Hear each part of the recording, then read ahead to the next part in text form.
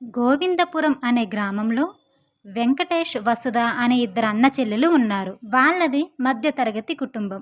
అయితే చిన్నప్పుడే వాళ్ళ అమ్మా నాన్న చనిపోవడంతో వసుధని తానే పెంచి పెద్ద చేస్తాడు. వసుధకి మంచి అబ్బాయిని చూసి పెళ్లి చేసి తన ఇంట్లోనే ఇల్లరికం పెట్టుకుంటాడు.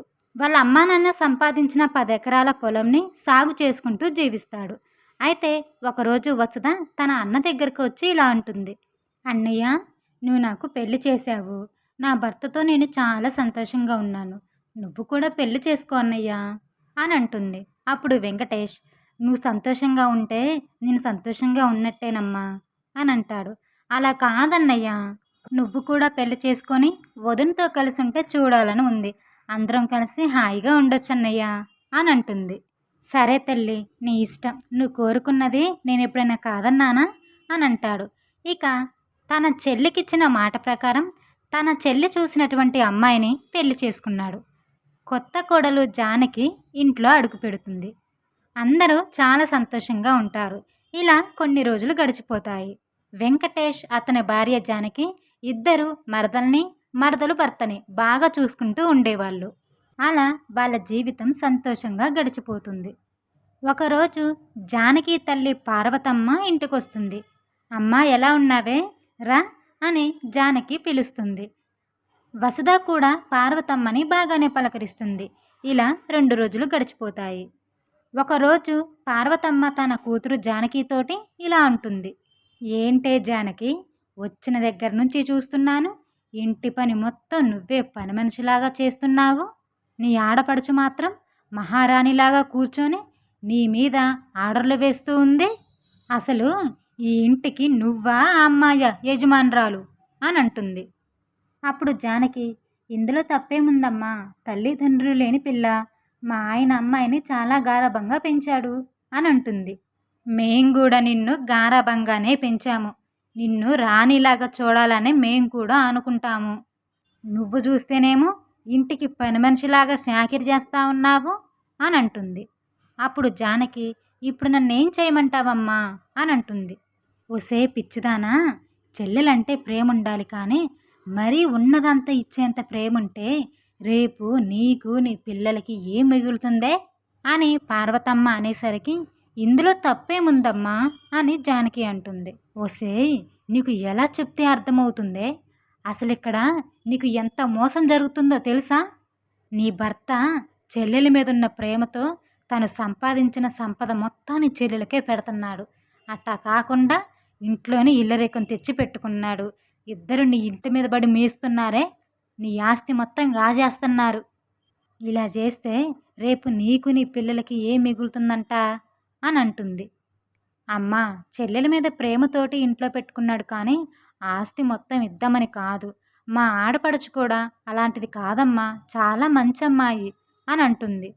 అప్పుడు పార్వతమ్మ, అవునవును, నీకు అందరూ మంచివాళ్ళలాగానే కనిపిస్తారు.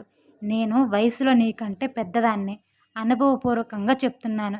ఎందుకు చెప్తున్నానో అర్థం చేసుకో. నేను చెప్పేది నీకు అర్థం కావట్లేదుగా. సర్లే, ఒక పని చేయి. ఒకరోజు నీకు ఒంట్లో బాగోలేదని విశ్రాంతి తీసుకో. అప్పుడు తెలుస్తుంది నీకు అసలు ఏం జరుగుతుందో అని అంటుంది పార్వతమ్మ. ఇక జానకి చేసేదేం లేక, సరే అమ్మా, కానీ నా గురించి కాదు, నీకు కళ్ళు తెరిపించడం కోసం నేను ఈ పని చేస్తాను అని అంటుంది.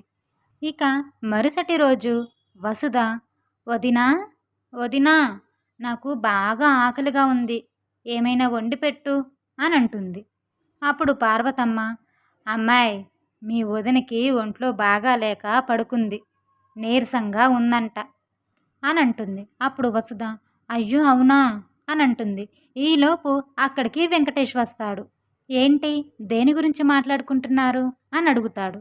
అప్పుడు వసుధ, నాకు బాగా ఆకలిగా ఉందన్నయ్య, వదిన్ని అడుగుదామంటే వదినికి ఒంట్లో బాగా లేదంట అని అంటుంది. అప్పుడు వెంకటేష్, సరే తల్లి, నేను వెళ్ళి మీ వదిన్ని పంపిస్తానులే, కానీ నీకేం కావాలో చేయించుకో అని చెప్పి అక్కడి నుంచి వెళ్ళిపోతాడు. ఇక కొంచెం సేపటి తర్వాత పార్వతమ్మ జానకి దగ్గరికి వెళ్ళి, ఏ అమ్మాయి, నేను చెప్తే నమ్మలేదుగా, ఇప్పుడు ఏం జరిగిందో చూసావుగా. నీ భర్త నీకంటే కూడా నీ చెల్లెలకే ఎక్కువ ప్రాధాన్యత ఇస్తున్నాడు. నీకు ఒంట్లో బాగాలేదన్నా కూడా ఆవిడకే కావాల్సింది చేసి పెట్టాలంట. ఇది ఇలానే జరుక్కుంటా పోతే రేపు నీ ఆడపడుచుకు పుట్టే పిల్లలకి నువ్వే ఆయవవుతావు అని అంటుంది.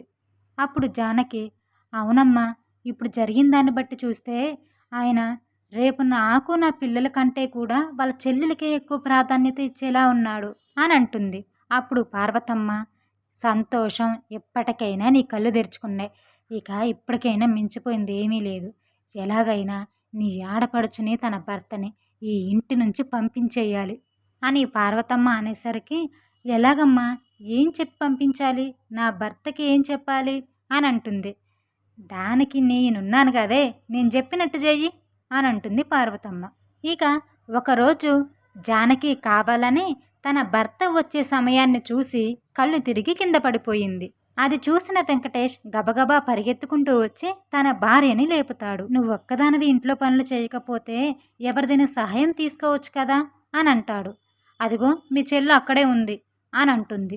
ఇక వెంకటేష్ కోపంగా తన చెల్లితోటి, ఏంటి వసుదా, మీ వదిన కింద పడిపోతే అలానే చూస్తూ ఉన్నావు, వచ్చి లేపాలని కూడా తెలీదా అని అంటాడు. అప్పుడు వసుధ, అన్నయ్య నేను లేపుదామనుకున్నాను, ఈలోపు నువ్వే వచ్చావు కదా అని అనేసరికి, ఓహో, నేను వచ్చేదాకా నువ్వు అలానే చూస్తూ ఉన్నావన్నమాట.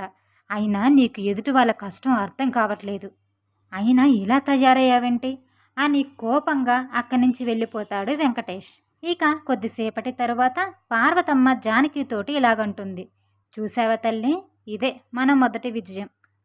అవునమ్మా, ఇన్ని రోజులు నా మరదలు నాలో ఉన్నటువంటి ప్రేమను చూసింది, కానీ ఇక నుంచి నాలో ఉన్న రాక్షసిని చూపిస్తాను. జాగ్రత్త అమ్మాయి, ఏది చేసినా జాగ్రత్తగా చెయ్యాలి, లేకపోతే మనం చేసిందంతా మొదటికే వచ్చుద్ది. ఇక ఆ రోజు నుంచి వెంకటేష్ చేత తన మరదల్ని ఏదో ఒక రకంగా తిట్టిస్తూనే ఉంటుంది. అలా రోజులు గడిచిపోతూ ఉన్నాయి.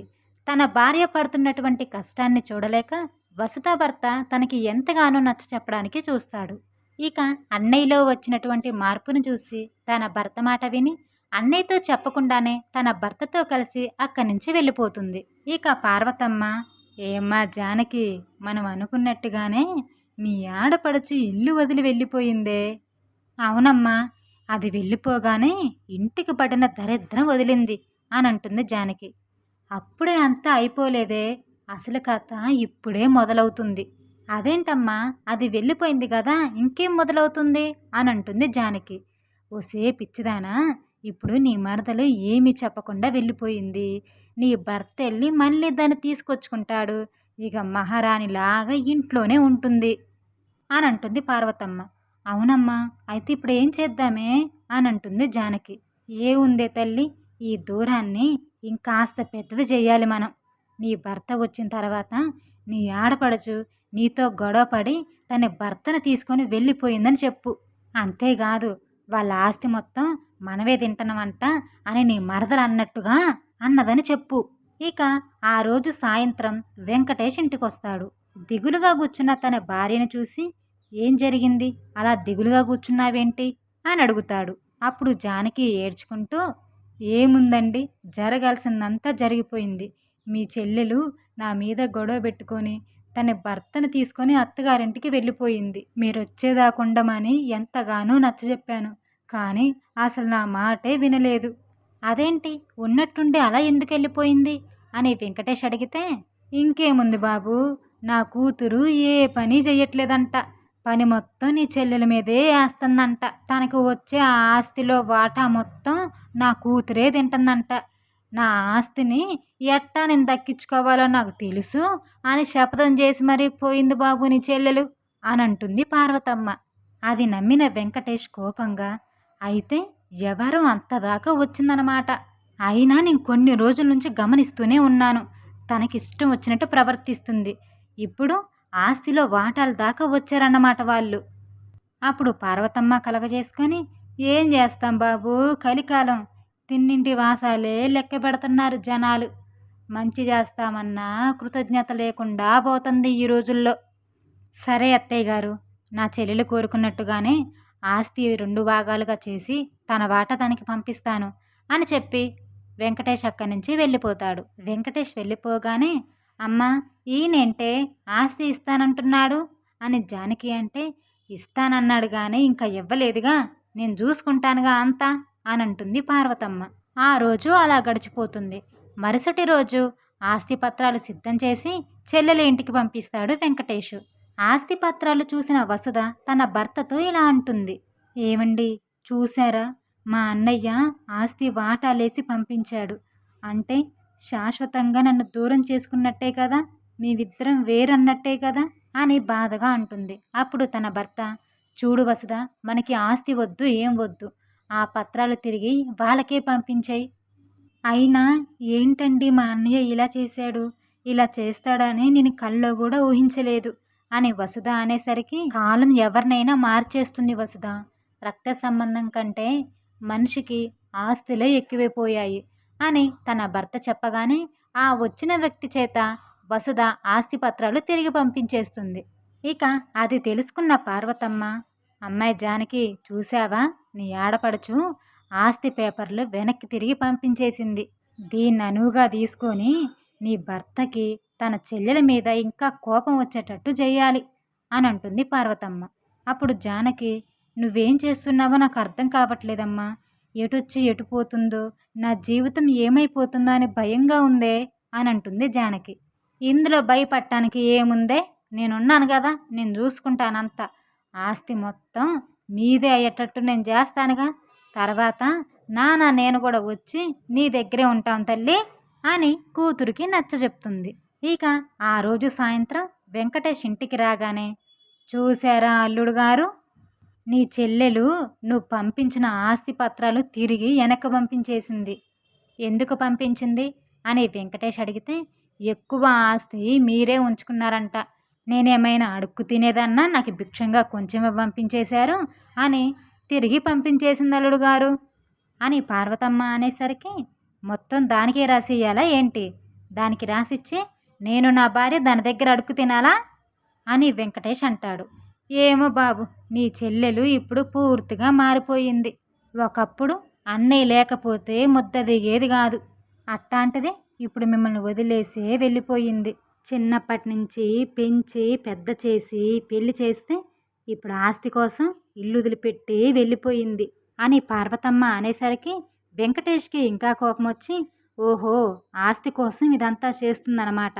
అసలు దానికి వెళ్ళాల్సిన ఆస్తి కూడా ఇవ్వను, దానికి దిక్కున్న చోట చెప్పుకోమనండి అని చెప్పి అక్కడి నుంచి కోపంగా వెళ్ళిపోతాడు. ఈ మాట వసుధ భర్తకి చేరుతుంది. చూసారా అండి, మా అన్నయ్య ఎంత పని చేస్తున్నాడు, నేను ఆస్తి కోసం ఇదంతా చేస్తున్నానా, నాకు ఆస్తి లేకపోయినా పర్వాలేదు, మా అన్నయ్య ప్రేమ ఉంటే చాలు అని వసుధ అనేసరికి ఆమె భర్త ఇలా అంటాడు. వసుధ, నువ్వు కోరుకున్నట్టు మీ అన్నయ్య ప్రేమను నువ్వు దక్కించుకోవాలంటే ఈ ఆస్తిని అడ్డం పెట్టుకొని నువ్వు మీ అన్నయ్యతో మాట్లాడాలి. అప్పుడే కదా మీ ఇద్దరి మధ్య ఉన్న మనస్పర్ధలు తొలగిపోతాయి. రేపు పంచాయతీ వేద్దాం అని చెప్పి ఆ ఊరు పెద్ద మనిషితోటి ఈ వివరం చెప్తారు. ఇక మరుసటి రోజు ఆ ఊరు పెద్ద మనిషి అయిన సత్యమూర్తి దగ్గరికి వెళ్ళి వసుధ ఆమె భర్త జరిగినదంతా చెప్తారు. అయితే సత్యమూర్తి ఒకరోజు గడువు అడిగి తన మనిషితోటి అసలేం జరిగిందో అని జరిగింది మొత్తం తెలుసుకుంటాడు. అప్పుడు సత్యమూర్తికి అర్థమవుతుంది కూతురి భవిష్యత్తు కోసం ఆ తల్లి చేసిన అరాచకం అని. ఇక మరుసటి రోజు అక్కడికి వెంకటేష్ని, అతని భార్యని, పార్వతమ్మని అందరినీ పిలిపిస్తాడు. పార్వతమ్మ చేసిన పనిని వెంకటేష్కి వివరిస్తాడు సత్యమూర్తి. జానకికి కూడా తన భవిష్యత్తు ఏంటో, తను ఏం కోల్పోతుందో అని అర్థమయ్యేలా వివరిస్తాడు సత్యమూర్తి. ఇక తన తప్పు తెలుసుకున్న జానకి ఆడపడుచు భర్తని క్షమించమని అడుగుతుంది. వదినా, నువ్వు ఉన్న స్థానంలో ఎవరున్నా అలానే చేస్తారు. అయినా ఎవరు ఎక్కడుండాలో అక్కడ ఉంటే ఇలాంటి గొడవలు వచ్చేవే కావు. అప్పుడు వెంకటేష్, అమ్మా చెల్లి, నన్ను క్షమించి తల్లి, ఏం జరిగిందో తెలుసుకోక నిన్ను అపార్థం చేసుకున్నాను.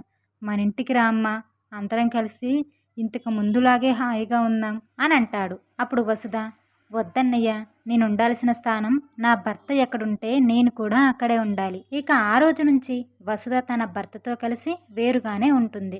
ఇక జానకి వాళ్ళ అమ్మని తిట్టి ఇంకెప్పుడు నా ఇంటికి రావద్దు అని చెప్పి పంపించేసింది. ఇక అప్పుడప్పుడు పండగల సమయంలో తన భర్తతో కలిసి అన్నయ్యని చూడటానికి వచ్చేది. ఆ రోజు అందరూ ఎంతో సంతోషంగా గడిపేవారు. కథ సమాప్తం. ఈ స్టోరీ మీకు ఎలా అనిపించిందో కామెంట్లో తెలియచేయండి. నచ్చితే లైక్ చేయండి. ఇంకా ఇలాంటి మరిన్ని మోరల్ స్టోరీస్ కోసం మా ఛానల్ని సబ్స్క్రైబ్ చేయండి.